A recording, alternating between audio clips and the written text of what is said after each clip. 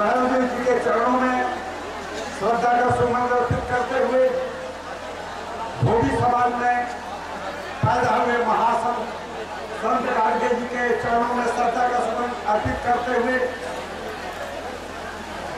मोहम्मद साहब के चरणों में श्रद्धा का सुमन अर्पित करते हुए आज की कार्यक्रम की अध्यक्षता कर रहे अध्यक्ष जी, संचालक जी, कौमी एकता दल के संस्थापक भाई पूर्व सांसद भाई अफजाल जी, हमारे राष्ट्रीय अध्यक्ष भारतीय समाज पार्टी के हम लोगों के नेता ओम प्रकाश राजभर जी, इस एक बात आपके जहन में मुझे डालना है। बार बार नाम आया है, बार बार नाम आता रहता है, मायावती मायावती मायावती और कांसीराम। मायावती कांसीराम साहब हैं। इस देश में एक कई प्रतिशत जो है अनुसूचित जाति अनुसूचित जनजाति है। मायावती जी ने इस देश में 6% समाज जात के लोग रहते हैं। कांसीराम मायावती ने 6% के लोगों का संचालन किया, उसकी नेता बनी। लेकिन ओम प्रकाश राजभर अफजाल भाई 15% के महादलितों का 15% दलितों का नेता है। 6% की नेता मायावती, 15% के नेता अफजाल भाई और ओम प्रकाश राजभर। बड़ा कौन? आज तक हिंदुस्तान में जब से आजादी मिली 62 वर्षों में इन दलितों को, धोबियों को, मुसहरों को, नटों को, निम्बुआ को, पासी को किसी ने सम्मान नहीं दिया। मैं धोबी समाज से बिलोंग करता हूं, धोबी हूं, धोबी का बच्चा हूं, और इतना सम्मान मिला है धोबी समाज को, पासी समाज को, गोंड समाज को, मुसहर समाज को, नट समाज को, इतना सम्मान कोई दल नहीं दे सकता। इसलिए एक वादा करता हूं, मेरे पास एक दाव है। अफजाल भाई को मुख्यमंत्री बनाने के लिए, ओम प्रकाश राजभर के कारभार को लखनऊ और दिल्ली पहुंचाने के लिए जो भी दिक्कतें हैं वैसे आनी चाहिए।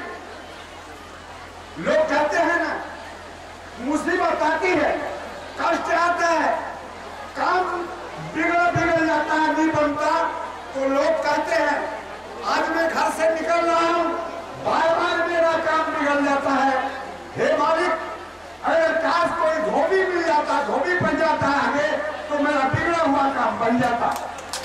अब जरा सोचो, अब अफजाल भाई के मुख्यमंत्री बनाने के लिए, ओम प्रकाश राजभर को के कारभार को दिल्ली तक पहुंचाने के लिए खुदा धोबी आगे आगे चल रहा है, इससे बड़ा सुख क्या हो सकता है? जिस कारभार को ये लोग ले जाना चाहते हैं, लोग पंडित जी कहते हैं धोबी पड़ जाता, जा रहा हूं कचहरी मुकदमा जीत जाता, बच्चा घर से निकलता, धोबी पड़ जाता तो मैं पास हो जाता। अरे मेरे भाई, इस रैली में आए तमाम समाज के लोगों, एक कंधे पर ओम प्रकाश राजभर को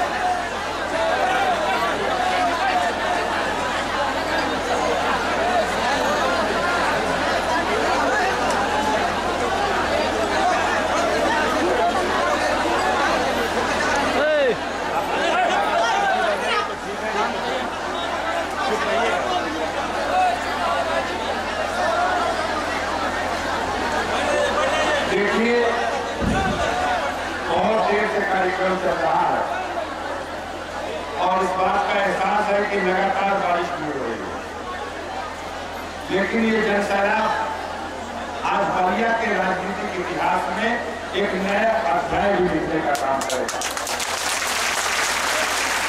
बहुत नेता है बलिया में, बहुत सी रैलियां हुई बलिया में, लेकिन महादलित रैली ये अपने आप में एक नया इतिहास बनाएगी।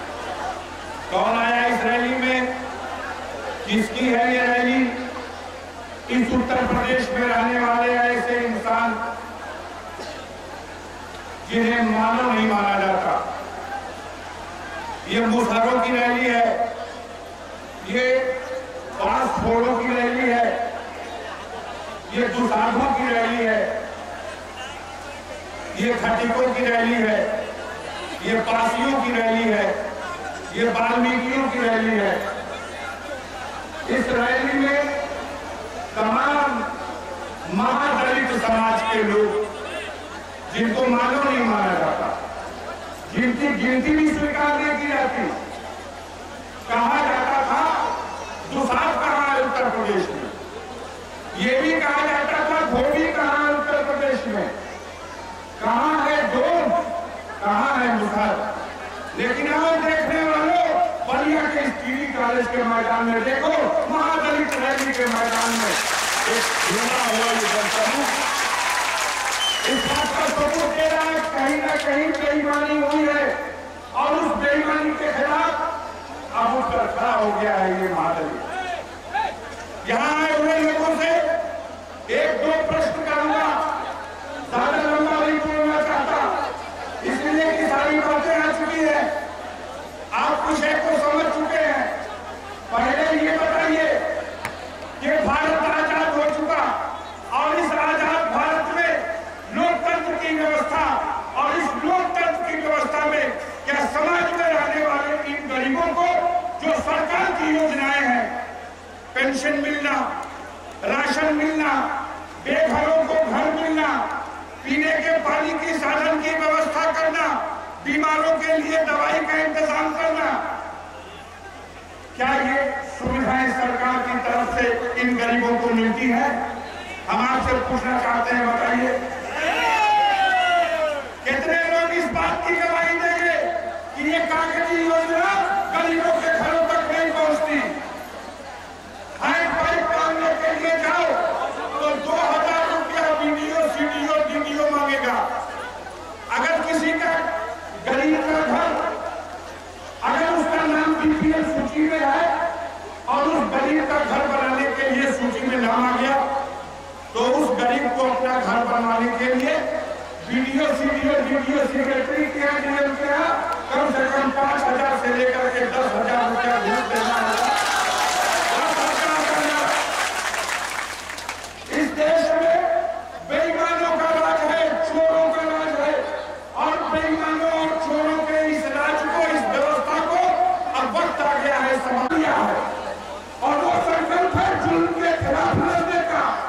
मैं ओम प्रकाश जी आपसे कहना चाहता हूँ, जुल्म के खिलाफ लड़ी में इस जंग में आप अकेले नहीं हो, ये गरीब अकेले नहीं है, अब जालन सारी और इनके दस्ते का हर सिपाही अपने आप को पूरा करेगा।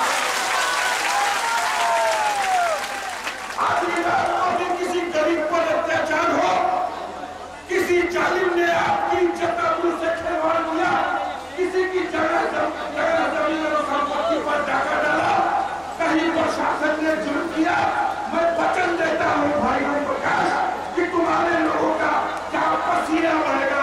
अब जालमसारी और कौमों के एक तरह के लोग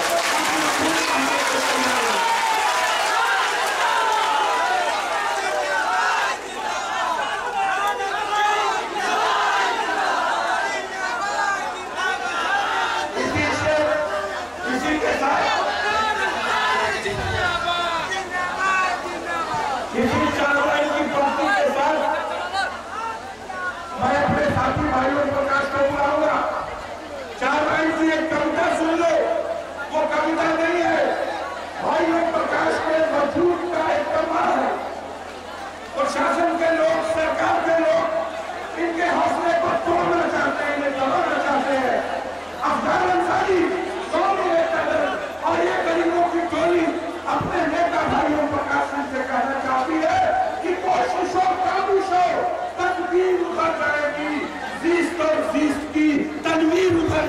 जाएगी। और तेरे कदमों में जहान की है रफ्तारों पर का तू जिधर जाएगा तकदीर उधर जाएगी।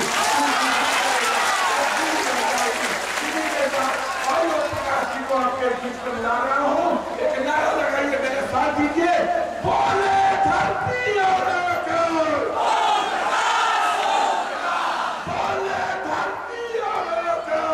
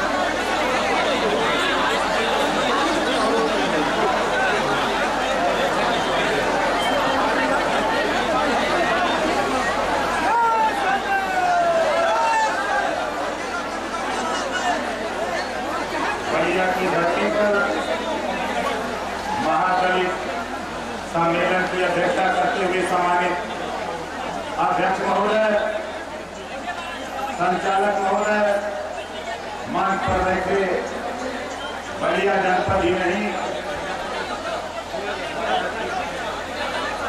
पूर्वांचल से चल करके आए हुए नेतागण, गायक साथी, उपस्थित सम्मानित साथियों, माता और बहनों, पत्रकार भाइयों, सुरक्षा में लगे सुरक्षा कर्मचारी अधिकारीगण, राष्ट्रीय हिंदू सेना के सैनिक साथियों,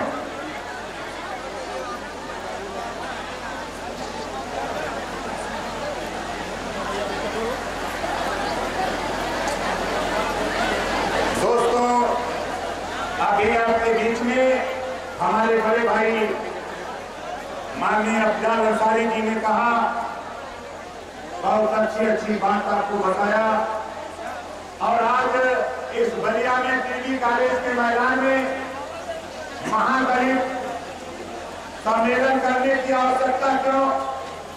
आज साथी जब ओम प्रकाश राजभर, जब मैं एक दिन की कहानी आपको बताऊं, मैं बनारस की धरती भोलेनाथ जी की मंदिर पर गया और भोलेनाथ जी से कहा, अरे भोलेनाथ, दुनिया के अगर तूने मदद किया है तो बताओ इन गरीबों की मदद कब करोगे? तो भोलेनाथ जी ने कहा, अरे नालायक, तुम मेरे दरबार में क्यों आए हो? जाओ उस झुग्गी झोपड़ी में जहां तेरा बाप तेरी मां रहती है उसको जाके सलाम करो, उसको सलाम करोगे तो उस दिनों गरीबों की भी बड़ी बात बन जाएगी। आज बधाई देता हूं अपने उन तमाम साथियों को, जिन साथियों ने आपको इधर टीबी कॉलेज के मैदान में आपको ले आए। बधाई देता हूं आप लोगों को जो आप गांव से चलकर यहाँ आए हो। आज ईश्वर ने सब स्वराज को, जब सुबह साथी में 2 बजे उठा तो मैंने ईश्वर को याद किया, भोलेनाथ जी को याद किया। उन्होंने कहा कि देखो प्रकाश राजभर, आज तेरी परीक्षा है, तूने जिसे जगाया है, यदि वो परीक्षा में पास हो गया तो तुझे सरकार में सत्ता में और आज बड़ों से कह सकता हूँ, अरे भोलेनाथ, ये तो मैंने फल तैयार किया हो, ये फल तेरी दया और दुआ के लिए आज मेहरबान है। दुआ दे दो और दया दे दो, इनको सत्ता में पहुंचा दो, ये उनको बना के आया। और आज मैं जब गांव में चलता हूँ, गांव में रहने वाली कौम एक मुसहर बिरादरी होती है, एक मुसहर जाति होती है, जिसको आजादी के 64 साल बाद भी इस देश में सत्ता थी, चाहे इब्राहिम जी रहे हो, चाहे मायावती जी रही हो, चाहे सोनिया जी की सरकार हो, चाहे अटल जी की सरकार व्यवस्था थी, आज भी आजादी के 64 साल बाद भी मुसहर के साथ छुआछूत है। बताओ है कि नहीं है? कितने लोग इस बात की जानकारी है कि छुआछूत? हाथ उठाओ। छुआछूत है। आज उस मेस्तर से पूछो, आज उसके साथ छुआछूत है। उस डोन से पूछो, उस पासी से पूछो, उस कुरिया से पूछो, उस नट से पूछो। ओम प्रकाश राजभर जब उनके दरवाजे पर माथा टेका, मैंने कसम खाया कि जब तक इनको सड़क पर ला करके खड़ा न कर दूंगा तब तक मुझे चैन नहीं होगा। इसी मैंने कहा था, केवल निर्मला कुरान आदि प्रजापति पाल लोहार कुमार गणेरी आप आना। अगर तुम महागरीब के लोगों यदि तुम यहाँ 10,000 आओगे तो 40,000 राजभर को ला करके तेरी ताकत कर दूंगा। और बधाई देता हूँ बलिया के लोगों, गाजीपुर के लोगों, चंदौली के लोगों, मऊ के लोगों, बधाई देता हूँ आप लोगों को कि आज आपने इस परीक्षा की घड़ी में भोलेनाथ जी ने जो कहा, आज मैं लौटने के बाद भोलेनाथ जी से जरूर पूछूंगा और कहूंगा, अरे भोलेनाथ, अगर मैं परीक्षा में पास हो गया हूँ तो इस देश में एक कौन होती है मुसलमान जिसके पास मुसलमान ईमान होता है, उस कौम के बेटा अफजल अंसारी को मुख्यमंत्री बना दे।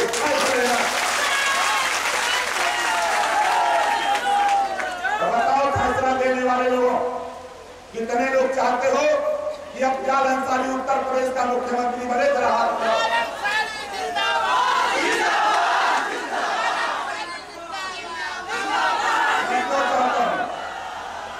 मैं सबसे पहले मुसलमान के बेटा अफजल अंसारी को क्यों चाहता हूँ? आज लोग कहते हैं कि नट कहाँ रहता है, कहते हैं मेस्तर कहाँ रहता है, ढोल कहाँ रहता है, पासपोर्ट कहाँ रहता है, कहते हैं धोबी कहाँ है, पासी कहाँ है, हाथी कहाँ है।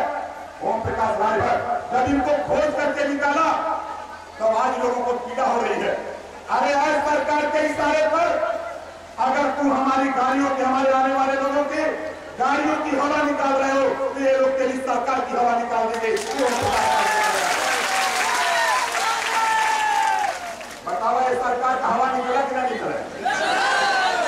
निकल पाए का हवा निकलवा है। अब सोच रहा हम लोग सरकार का हवा निकाल के हम लोग अपन सरकार बना रहे हैं। अब मुख्यमंत्री अफजल अंसारी को बना के ओम प्रकाश राजभर बगल में बैठिए।